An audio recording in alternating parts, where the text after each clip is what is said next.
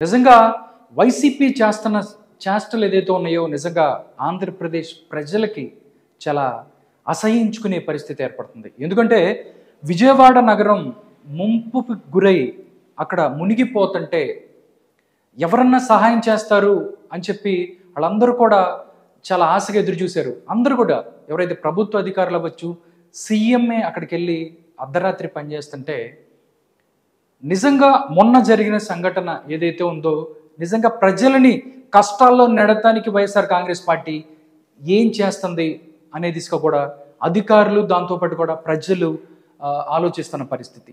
నిజంగా మొన్న నిన్న చంద్రబాబు గారు మాట్లాడుతూ బాబాయి చనిపోతేనే బాబాయిని చంపేసి గుండెపోటు అని చెప్పి అబద్ధం చెప్పిన వీళ్ళు ఇంకా ఎన్ని అబద్ధాలు చెప్తారు అన్నట్టు కూడా నేను మాట్లాడిన పరిస్థితి.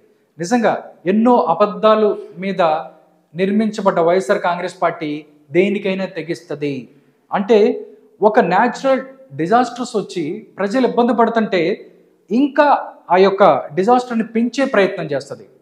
ఏంటంటే మొన్న వరద ఉధృతికి దగ్గరగా ఒక 3 నుంచి 4 పడవలు కొట్టుకొచ్చి ప్రకాశం బ్యారేజ్ని బలంగా అక్కడ ఏదైతే ఢీకొడితే అక్కడ డ్యామేజ్ జరిగిన పరిస్థితి.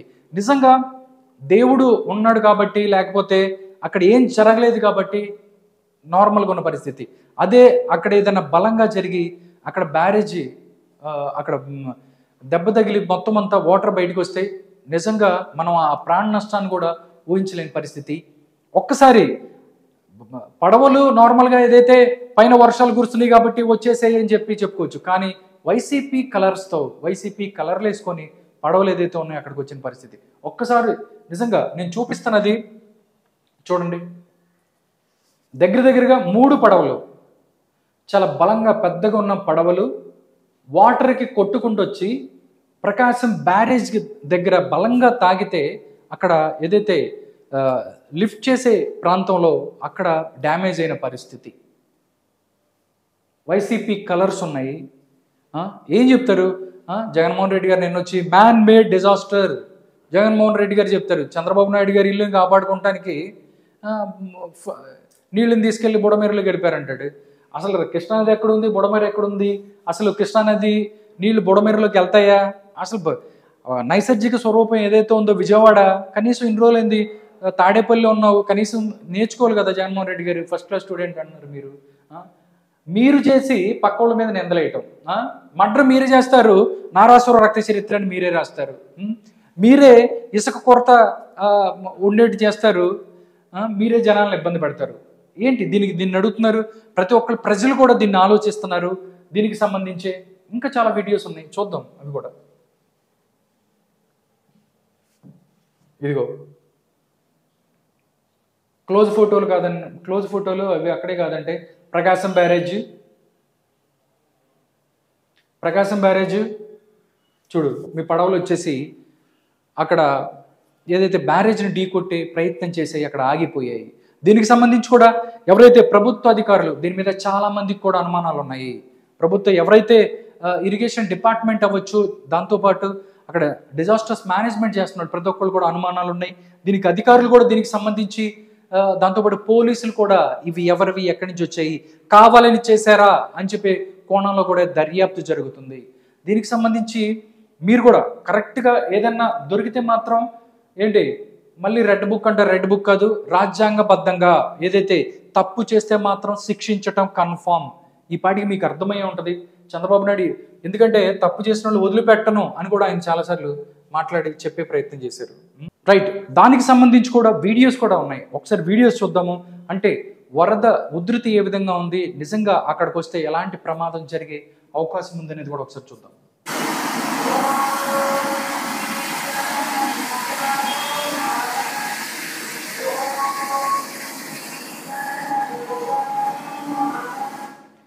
పైన దుర్గమ్మ కొండ నుంచి అక్కడ అమ్మవారికి అభిషేకం జరుగుతుంది. ఆవిడ పైన అక్కడ ఉంది కాబట్టి ఎలాంటి పెద్ద ప్రమాదం కూడా జరగలేదు.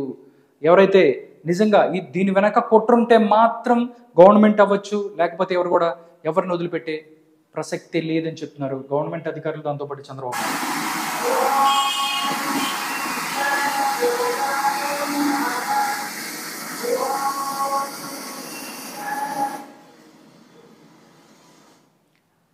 దీంతోపాటు ఈ పడవలు ఏదైతే వచ్చి గుద్దుకున్న తర్వాత అక్కడ ప్రకాశం బ్యారేజ్ మీద డ్యామేజ్ జరిగిన పరిస్థితి. ఒక్కసారి అది కూడా ఆ డ్యామేజ్ ఏంటి అనేది కూడా ప్రజలందరూ కూడా తెలుసుకునే ప్రయత్నం చేయాలి. ఎందుకంటే జగన్మోహన్ రెడ్డి గారు తుఫాన్ లాగా వచ్చేసి మెరుపు తీగలాగా ఇలాగా రమ్మని వచ్చేసి అది అన్నీ లేదు, ఫుడ్ లేదు, నీళ్లు లేదు, ఏమీ లేదు, మొత్తం అంతా చంద్రబాబు నాయుడు సమాధానం చెప్పాలి, క్షమాపణ చెప్పాలి అని చెప్పి మొత్తం చెప్పాల్సిందంత స్క్రిప్ట్లో చెప్పేసి వెళ్ళిపోయాడు. బట్ మీరు చేసిన దరిద్రం ఏంటి అనేది కూడా అందరు కూడా చూపించే ప్రయత్నం చేద్దాం. ఇదిగోండి చూడండి, ప్రకాశం బ్యారేజ్కి సంబంధించి మీరు పంపించిన పడవలు ఏదైతే గుద్దేయో ఆ పడవలు పంపించిన దాని ప్లేస్ ఏదైతే ఉందో దానికి సంబంధించి ఇక్కడ జరిగిన చూడండి డ్యామేజ్ ఏంటి అనేది ఒక్కసారి మీరు చూస్తే అర్థమవుతుంది. నిజంగా ఇదే ఇంకా మీరు ఏదో పెద్దది ఏదైనా జరిగిందనుకో, ప్రమాదం జరిగితే పరిస్థితి ఏంటి? ఇప్పటికే విజయవాడ నగరం అంతా మ్యాక్సిమం సింగినగర్ అవ్వచ్చు, చాలా చోట్ల కూడా ప్రజలు అల్లాడిన పరిస్థితి. ఇదే మొత్తం పగిలిపోయినట్టయితే ప్రాణ నష్టం ఏ విధంగా ఉండేది ఒక్కసారి ఆలోచించుకోండి. ఒకసారి ఆ వీడియో చూద్దాం.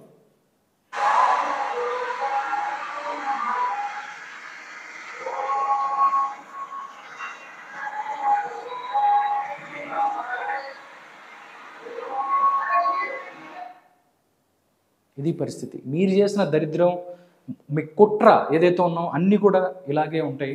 బట్ ప్రజలు కూడా వీటన్నిటిని కూడా గమనిస్తున్నారు. మీకు దీనికి సంబంధించి సోషల్ మీడియాకి సంబంధించి చాలా కూడా ఇలాగా మీ అందరి మీద కూడా దుమ్మెత్తిపోతున్న పరిస్థితి. ప్రకాశం బ్యారేజ్ పైన బోట్లు కొట్టుకొని రావడం వెనక జగన్ కుట్ర ఉందని చెప్తున్నారు. బోట్లని వైసీపీ రంగులో ఉన్న బోట్లే, ఒక కుట్ర ప్రకారం 4 బోట్లు ప్రకాశం బ్యారేజ్ దెబ్బతీయడానికి వదిలేరని చెప్పి అందరూ కూడా మాట్లాడుకుంటున్నారు. దీనికి సంబంధించి సోషల్ మీడియాలో కూడా ప్రజలు మిమ్మల్ని ప్రశ్నిస్తున్న పరిస్థితి. కాబట్టి ఏదైతే ప్రజలకి నష్టం కలిగించే ఎలాంటి చర్యలు కూడా మీరు పాల్గొంటే మాత్రం చరిత్రలో మీరు చరిత్రహీనులుగా మిగిలిపోతారు.